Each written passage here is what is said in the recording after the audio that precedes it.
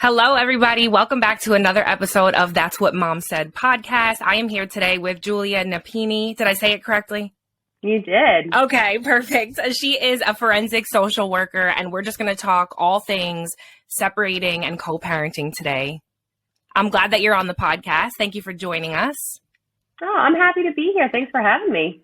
So just explain to me a little bit more about what exactly a forensic social worker does. Sure. So I actually learned a few years ago what it was. I wish I had known sooner that this was a thing. So basically, forensic social work is the blending of the social work field and the legal system. So myself in particular, I am a parenting coordinator. So that is basically helping parents post-separation or divorce when they're struggling with aspects of their parenting plan, because the divorce agreement is not a fluid document. And it can't necessarily anticipate everything that's going to transpire with children. Mm-hmm. So I will help them come to agreements and navigate a lot of the challenges once their divorce has been finalized. I also mediate divorces, so I help parents come to agreements or individuals come to agreements when they've decided to no longer be married. And I'm also a guardian ad litem, so I complete child custody evaluations. So if there's any question about what parent should have custody, where the child should reside, situations where maybe a parent's moving out of state, all sorts of things. It's really trying to gather information and make recommendations about what's in the best interest of the child. That's a lot of weight on your shoulders, I feel like. It definitely can be a lot of weight, especially when you are surrounded by people that cannot stand each other. Tensions get high. Yeah. I'm a child of divorce. My parents divorced, and I knew that I was going through it then, but as an adult, I feel like I'm kind of realizing that I went through it way more than I thought that I had. Like, I knew that I had some issues back then, but now that I'm older, I'm like, wow, that really affected me a lot more than I thought it did. Do you think that you realized the impact through your own relationships and becoming a mom yourself? Yeah, so it was actually after my third child and my second baby daddy that I was kind of like, wow, I keep ending up in these same exact relationships. Why is this? And then I had to really look at myself. And then that's when I kind of opened all the doors of where is this coming from within me? And it's kind of unfortunate. I feel guilty sometimes for my kids that I didn't learn these lessons sooner. So they could have maybe had a 2-parent household or something, but I'm doing my best to make sure that they're happy. So, well, it's never too late. And I think we can always be an example for our children. And I think what you're describing is not atypical at all. I know for a lot of people, until they become a parent or until they're in their own relationship, they don't really see that their parents were doing the best that they could. And that there are so many challenges that we were not even privy to back when we were younger. And we recognize a lot of the mistakes, but we also recognize a lot that our parents tried to do right. And I think that's what made me reevaluate all of it when I became a mom, when I went through my own divorce. That's what led me on this journey. So I felt like forensic social work was the perfect blend of my personal life and my professional life. I was living it day in and day out. So we divorced when my daughter was 2. She was so young, and I wanted to make sure that I did it right. And we went through mediation. We had a good experience, thankfully. And so I learned that there was another way. You didn't have to be adversarial and in and out of the courts necessarily. And we were able to navigate it. And even though we have different parenting styles and different personalities, there have been challenges, but we've been able to navigate it because we keep her at the forefront of our mind. So when I speak to these parents, I speak from experience that it can be done. And you would think that it's so black and white, put your kids first, but it's when there's emotions and things involved. I mean, I'm totally guilty. Guilty. I've learned from my mistakes, but I've done it. I've said things that I shouldn't, but we all you have to just put your, for sure. Sure. I mean, when we're triggered, we're not thinking clearly. And you and I were talking before we started recording that I have to differentiate a lot of time for parents. Okay, you're in spouse mind. You're looking at this person across the table or in the Zoom virtual room as if they're still your spouse, and they're not anymore. So no one is all good or all bad. There were reasons why you chose to spend some of your life with this person. You chose to have a child with this person. And so, let's try to focus on the good things. And what you do here now in this room is going to have long-term repercussions, and they have a choice. So you can always make changes. It's never too late. Yeah, definitely. I feel like that's what I wanted to do for myself, not only because my kids deserve it, but I want peace for me too. Like, who wants to go in and out every day arguing with somebody? Because I definitely do not. Well, and doesn't it translate to every relationship you have with anyone, whether it's a coworker or a friend, where it's like, what matters more, being right or, figuring out your own truth? Like, if we know what's right for us and we're living that, we're embodying that, it doesn't matter as much if somebody else gets it. We can try. We can communicate it clearly. We can make sure that the person receives it the way we intended it. But at the end of the day, they're going to have their own impressions, and we have very little control over that, which is so hard. Yeah, and I'm a control freak, so I know I like to control the narrative a little bit, but sure, I have to let go of that. Yeah, well, I think the pandemic definitely helped me with that. It was like, all right, we're just going to throw all this at you, and you're going to have to live with uncertainty and embrace it and navigate it. And I was obviously counseling at that time. I'm a therapist first and foremost. And so helping people deal with a lot of that really made me reevaluate. Okay, so if I'm going to be helping somebody else through this, I have to make sure that I'm practicing what I preach and that I'm kind of getting my own stuff in check. So yeah, the control piece, I totally feel you there, but letting go can be a beautiful thing. We just got to figure out what we need in order to be okay with it. Yeah. What's like the biggest conflict that you see between couples that are splitting up or getting divorced? What's the biggest issue? So I see a lot of similar issues, but I think the theme is really the piece that I see commonalities with, where, again, it's like trying to be right, focusing on the details. So some of the examples I'm thinking of, that each parent feels that they know what's best and that they're not necessarily taking a step back and listening to their children. So, for example, if it's an activity, right? One parent says, I want Susie to participate in gymnastics. And the other parent says, no way, I'm not taking her. I'm not paying for it. She's already involved in too many activities. She doesn't need to do that. My thought is, have both of you talked to Susie? How does she feel about gymnastics? Has she tried it?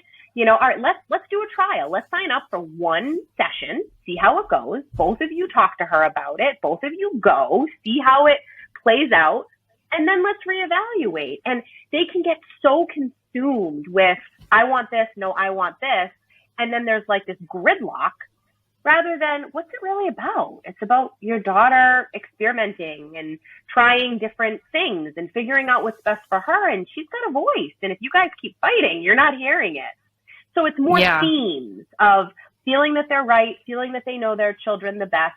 I think a lot of parents, especially in the divorces, they're all about 50-50. I want 50-50 custody. Well, in all reality, what does that mean? Most people go into that scenario with, I want it even. I want it fair. I don't want to have to pay more than I need to. I don't want to be strapped. I want to live comfortably, and I want to see my kids. I want to be in their life.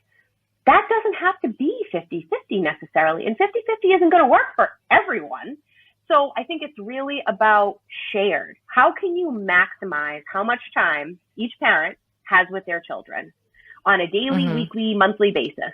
That's really the important thing. I think people get so bogged down with the number and having everything be fair. And there's a big difference between, what's fair in one person's mind and what's fair in another person's mind. And then there's fairness in the eyes of the law. So we have a lot of opportunity to hash that stuff out in the meetings. Yeah, and it's funny because I immediately thought of this one scenario in particular. It was a couple years ago. Me and my two kids' father, we're separated. So his family lives in Georgia, and my kids went for the summer to visit his family. And I kept telling him, like, my son, Jonathan, he has to come home because football starts at the end of August. I don't want him to stay till August. He has to come home. So I'm fighting. I want him to come home to start football. My ex is arguing that he needs to be there with family. We finally talked to my son after this back and forth arguing. My son doesn't even want to play football. So that was it. It was his first year. He was like, no, I don't want to do it. It was over. And we're kind of like, wow, we could have avoided this whole argument had we just asked him what he wanted, because he didn't even want to go to football. So, wow. But you live and you learn. And then I'm sure the next obstacle that you are up against, that will maybe happen sooner. And at the end of the day, until a certain age, kids should have a voice. They should feel like what they feel matters, but they don't get the final say.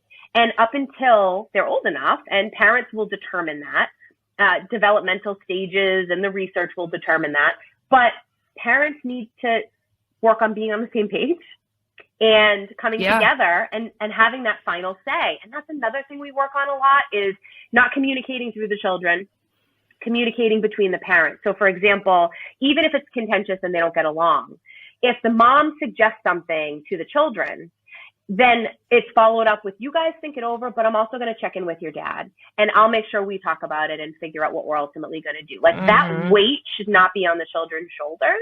So that's a lot of what we do too, is not having it go through the children. Once they get cell phones, that's so much harder because it's so easy to just communicate with them directly, but always making sure that there's that follow through. Your dad and I are going to talk about this. Your mom and I are going to talk about this, and we'll ultimately let you know what we decide, but we appreciate what you told us. Yeah, I think that was important for me to realize, like with my kids at one point, was, we have to be on the same page as parents, because I know for myself, and I have 3 younger brothers, we played my parents when they were getting divorced. Like we totally did. And I can say that as a divorced kid, because why wouldn't we? If one said no, the other one would say yeah, just for the simple fact that they didn't get along. Oh, your mom said no, then yes, absolutely you can. You know what I mean? And it's so normal for my kids to be self-serving, right? We want what we want. We're going to do what it takes to get it. Exactly. Yes, exactly. And I feel like my kids kind of did that a little bit to us. And that's when I realized, like, we can't do this. We need to be on the same page because, they're getting smart.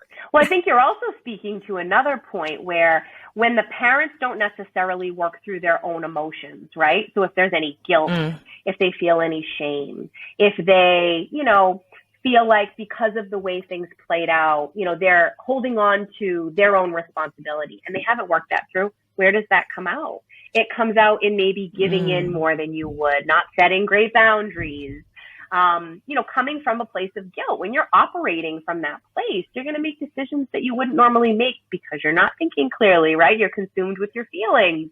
So I think that's why it's so important that I encourage these parents to seek out. There's so many resources out there. Therapy is one. There are parenting coaches out there. There are support groups. Have a space where you can deal with your feelings so that when you talk to your children, they can have their own and they can feel safe and comfortable telling you how they feel and not feeling like they have to take on your emotions. And I think that's another thing I see a lot with parents. And it's not intentional. I don't even think a lot of parents realize that they're doing it. But being a therapist to children of divorce, that's where I've really heard it. Or my own daughter, when she comes home to me after time with her dad, and she'll say things like, that she kept something to herself because she didn't want to upset him. And, those are the things that we don't necessarily think through. Like, how much are our children trying to protect us, and maybe taking on more of an adult role than they should. Yeah. Wow, you even just made me think for a second. That made me feel bad. Well, and that's not the intention at all. I think it's more just, this is helpful perspective, right? I mean, we're not always looking at it from every angle. And I think just having that space and doing those check-ins with our kids can be invaluable. Just like if you were a boss and you have your employees, you're going to want to do your regular check-ins and how are things going. But then you also want to create an environment where it's okay for them to be honest and not fear retaliation, not fear that they're going to get in trouble for being honest with you. I think that's a big one. Yeah, that's definitely something that I'm working on with my kids, because I had such an issue when I was a child, because I always felt like if I just lie, no one will know. But like my mom always knew I was lying. And I feel like my kids almost get nervous sometimes. So I have to tell them, like, you can tell me you're going to get in trouble if you did something wrong, but be honest about it. And like, we can work through it. Right. But if they're honest, because versus you finding out, it's always going to be worse. Right? The consequences are going to be greater. And then the next time there's that question of, can I trust? I feel like if somebody rebounds quicker, they come around and they're honest, we can work with that. Yeah, no, definitely. For sure. So what about when you said that you work with children as you work with children that are in the relationships that are separating? So, or how do you work with children? Children are not very typically involved in the mediation process, and involving them in the parenting coordination process is a last resort because we're trying to shield them from the conflict. So it's a rare instance that a child would be brought into that. But as a therapist, I have been the therapist for children of divorce. Oh, for children. And so at this point, so as of last year, I transitioned my caseload to the clinicians in my practice because it grew so big that I really needed to be able to manage it, oversee it, that sort of thing. So, is that one of them now? Yeah, poking at me. I'll give you juice. I love it. So I end up transitioning my clients, but yeah, so I worked with a lot of children of divorce. And think about it. The therapy room is that safe space for most children or most people, where you feel like you can be honest and understood and vent and get it out. And that was the biggest thing I heard from kids is they were afraid of the reaction, that they weren't sharing a lot of how they felt with their parents because they didn't want to upset them. They didn't want to disappoint them. So I think if we can do our best about their feelings. I'm sorry, about the divorce. Yeah. Okay. Yeah, I feel like I had big feelings when my parents were getting divorced, and I didn't even know how to deal with them. And it was kind of toxic. Like there was a lot of drama between my parents, and it was very messy. It was very drawn out, and it was very, me and my brothers were involved, and it was rough. What age range were you during the divorce? So, I was I want to say 13, 14-ish. And my brothers are 7, 9, and 10 years younger than me. So yeah, my youngest brother was 3 when my parents got divorced too. So I feel like it almost in a sense, even because he didn't really see my parents together. I feel like it hit him the hardest. Yes, that makes sense. Does it make sense? Because I always thought he kind of, yes, that's what I thought. But so I can relate to that from my daughter's eyes, where her being 2, a lot of when she comes to me, she's not speaking to her dad and I not getting along because she doesn't remember that. She more grieves the loss of what she never had. I never got to see you and daddy together. I never got to see you guys, be in love and do these things. And, all I have are pictures and what you guys tell me. And so it's like grieving the loss of something that you never got to have. Yeah. But I feel like in my case, if I could have avoided the trouble and seeing what my parents had gone through, and then you have to think about it. In most divorces, women, I'm not going to say women, I'm just speaking for myself. I know for myself, in relationships I've been in, I'm usually kind of mentally gone before the relationship actually ends. I'm kind of on my way out mentally. And if you think about that in a marriage, how many years did, in my mom's position, how many years did she go through where she didn't feel like she wanted to be there anymore to where she actually left? So for all those years that I was around for that, I'm seeing in my mom in this relationship where she's not being honored and loved the way that she should, which then brought me into relationships where I'm kind of the same.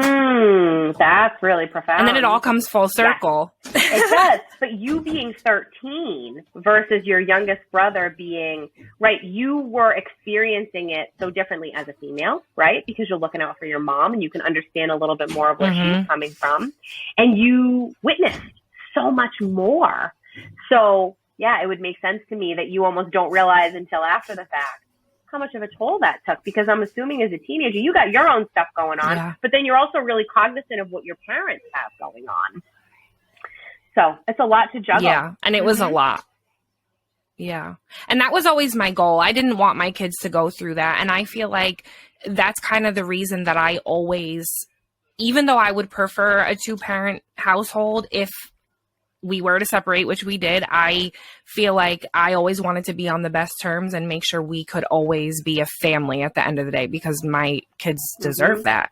I have so much respect for that. The hardest piece is when there's a co-parent who is not necessarily in that same mindset. And I find that that's what I end up dealing with a lot are, one parent who is really willing to communicate, share information, be open, try, and for whatever reason, the other parent, because they maybe have some residual feelings about the way the relationship ended, maybe because they haven't fully moved on, maybe because their quality of life is so different now, whatever it may be, they struggle to get there. And so that's what I'm really trying to help them do, is understand some of the long-term repercussions of that, what their children might be picking up on, how it's interpreted by their kids. And that at the end of the day, the more the parents are able to find a way to communicate that works for them, communication protocols, it sounds so simple. That is a part of every case I've been in. We've got to figure out what's appropriate for texting, what's appropriate for email, what's appropriate for a phone call, what should you be talking about in person. These are people that just don't have these skills or have the skills, and they're not able to access them because they become so triggered. They don't want to have anything to do with this person. But as we know, when you have children, they're going to be a part of your life. I did that for a while, the email thing, and I never understood it because my ex had asked for it. But then looking back, I was kind of like, you didn't want me to have full access to you. I respect that.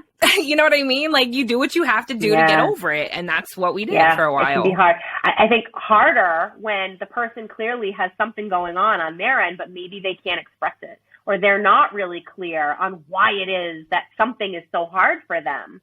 So the hope is that it comes out eventually in the process. And there are so many resources, like we talked about, different ways that we can communicate. Most people want a paper trail. So there are programs like Our Family Wizard, where every communication that you have is documented.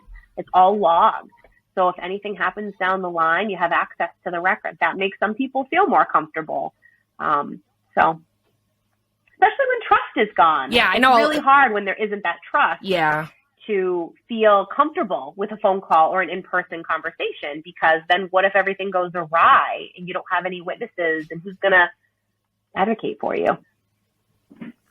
Yeah. So my youngest son has a different dad than my older two kids. His dad, he hasn't seen his dad in, it's been over a year now. And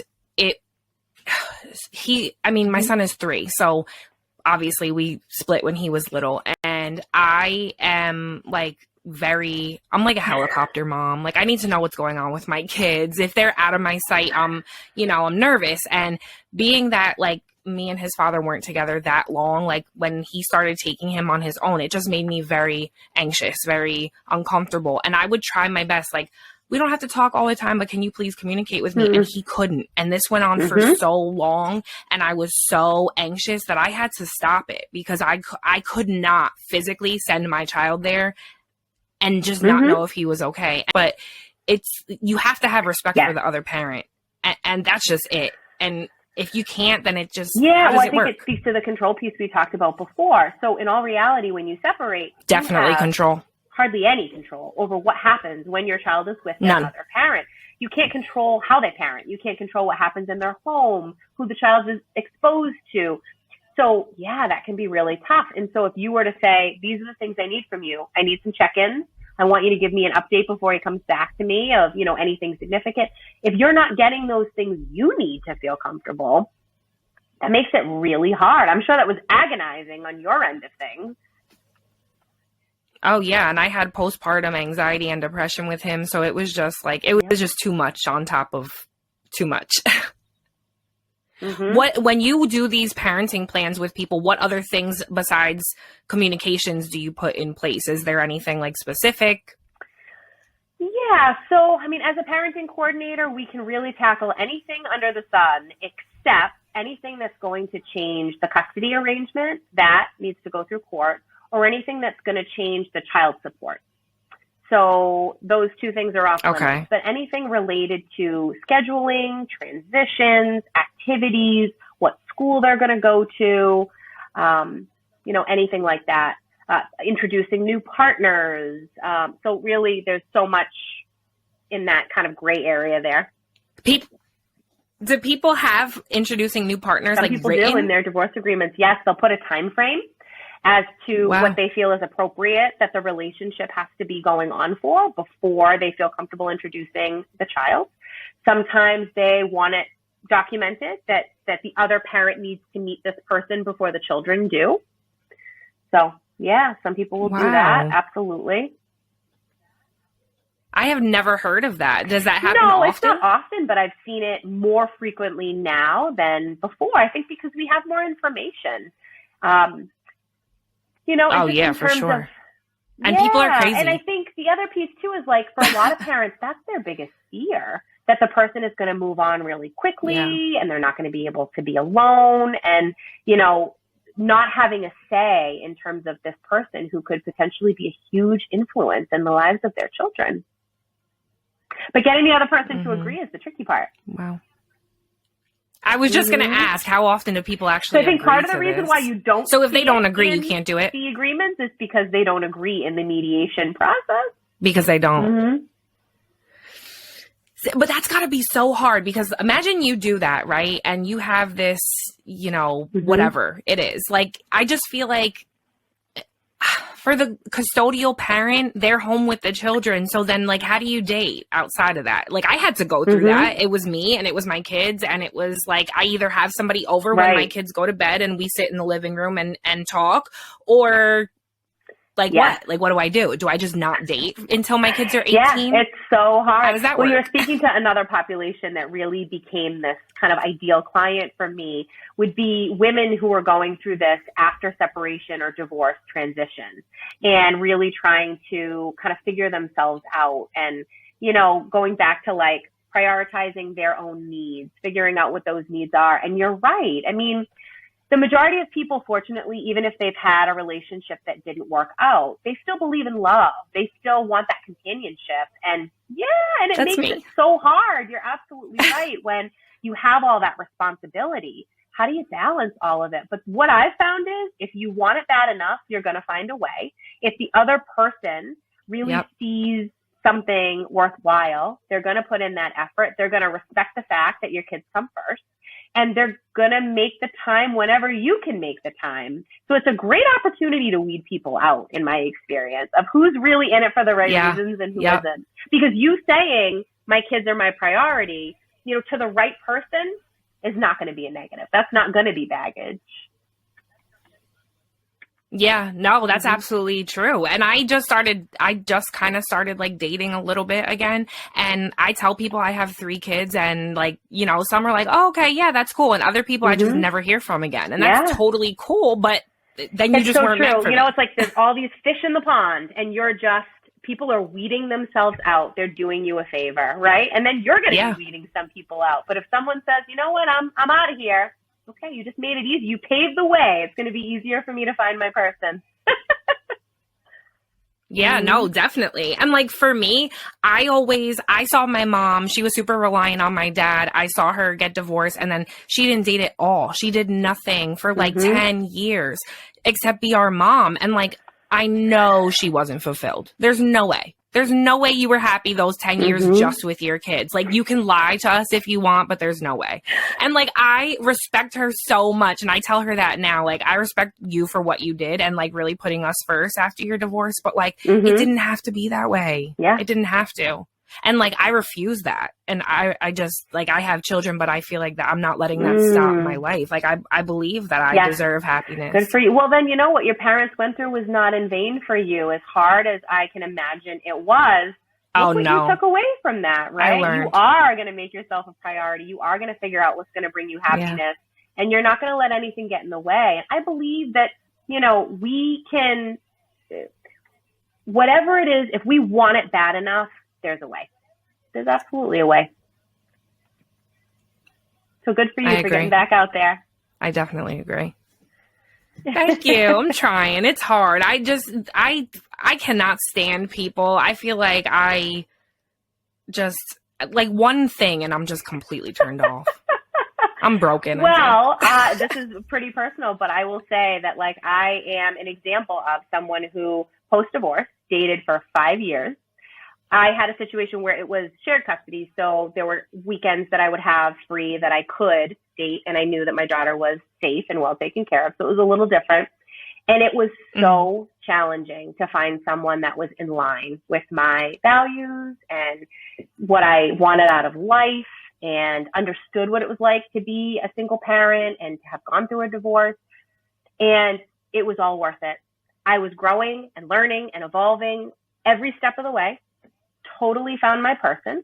So he is also someone who went through a divorce, has 2 sons, has had to know what that is all about, right? Being a single parent when you're with your children. And it was almost like unspoken. We totally understood what the other one had gone through in those respects. We have a similar vision of what we want for our lives. He's a great balance.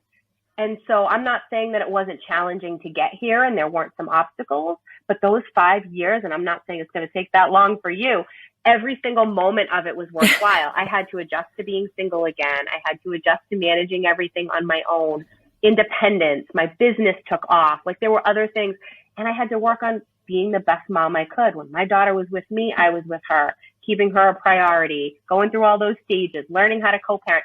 So when this person came into my life, I mean this. If I had met him at any other time in my life, it never would have worked. He had to evolve. I had to evolve. Yep. And then when we came together, it was perfect timing. You had to be the perfect timing. I was just going to say that. But oh, my goodness. I hope that for every single mom out there who is feeling like they will never get it. I just hope that for everybody. I feel like every mom deserve it. And I think we have to believe that we do. I think for some of us, we have to unlearn some of those narratives that we've come to believe.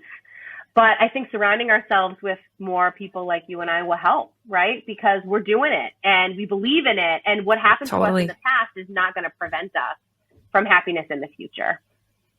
Life's short. Yeah, and absolutely not. Right? I'm claiming and that. An example for our kids, I wanted my daughter to see what love was, what being treated with respect was. Yeah, same. So she gets that now. Yep. Same here. And I'm open with my kids. Like I've told my daughter's seen me have boyfriends. She's 9. You know what I mean? Like me and her dad have been separated for a while. So if something happens, even with friends, like, you know, so-and-so and I got into an argument and this is why, like, I'm open with my kids because like, I want them to know that like when you date, not everybody is for you. Like sometimes you can separate and not be hating each other or whatever. You know, I don't know. That the person can still serve some significance in your life, even if they were only there for a brief period. Do you have like a website or anything, or like where you're trying to gain following, anything that you want to push? Compassionate Counseling Company is the name of my counseling practice. So we're located in Southeastern Mass, and we have a plethora of clinicians, and we help all shapes and sizes. So we really serve the whole family. So we'll start to kind of meet with one member of the family, and then their partner starts coming, and then they're doing couples counseling, and then their kids are seen. We offer groups, we offer workshops. Oh, that's and then obviously awesome. I do all the forensic social work stuff. So I'm training some of my staff to do the mediation, parenting coordination, and GAL. So CompassionateCounselingCompany.com is the website. We're on Facebook and LinkedIn as well. And then Compassionate Consulting Company is where I help clinicians start, expand, and diversify their own practices. So I'm living proof that it can be done. You can be an entrepreneur. You can start your own business. You can create what works for you and what works for your family and have work-life balance. And so it's really a passion of mine to help other clinicians do the same, because agency work is not for everyone. We deserve to be paid well, create our own schedules, prioritize our family, take time off. So I've been able to do that, and I want to help others do the same. So LinkedIn, Facebook for that as well, and the website. I love that. Company. Thank you so much for coming on the podcast today, I really Julia. Appreciate you having me. It was nice to have you. We had a great conversation. On your journey. Thank you, and you as well.